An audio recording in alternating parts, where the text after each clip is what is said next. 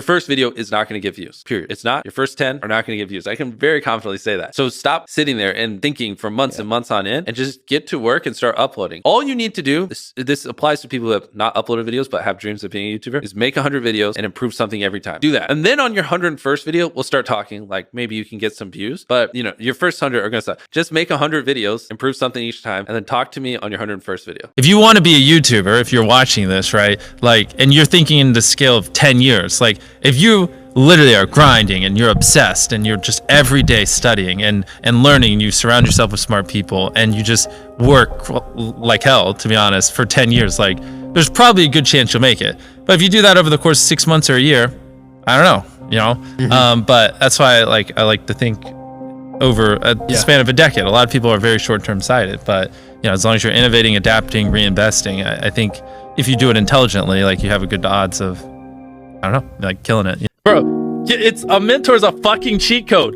If you're in an industry where you can get one, get one. Like people, like a lot of people enjoy, if they're really passionate about what they do, they enjoy talking about it. And they'll mentor you for free just because it's what they love. The best advice you've ever gotten. The best advice? He just hit me. I thought we were gonna switch places. I think one thing that I like that helped me is you're crazy until you're successful, then you're a genius.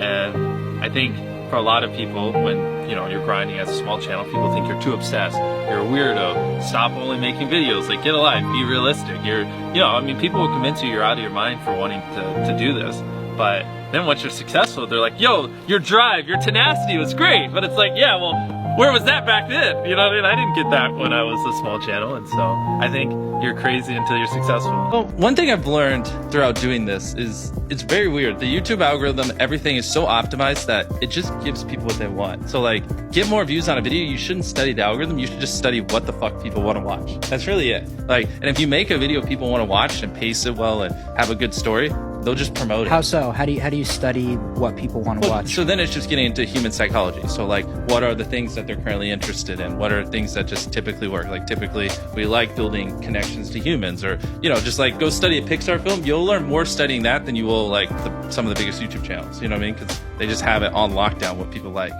If you wake up and every day you obsess over something and you live and breathe it, and that's what you think about, that's what you do, that's what you study on and off, that's what you stay up every night grinding, and no one else even gives a flying about it, it's like, you just feel like a weirdo. We agreed not to drink, we didn't do drugs, like we didn't date, we didn't do anything. We just literally obsess. You know, most people can't reinvest in a business because when they get to this level, they're worried about their $10 million mansion. They're like 4 or 5 cars and insurance and keeping up with that.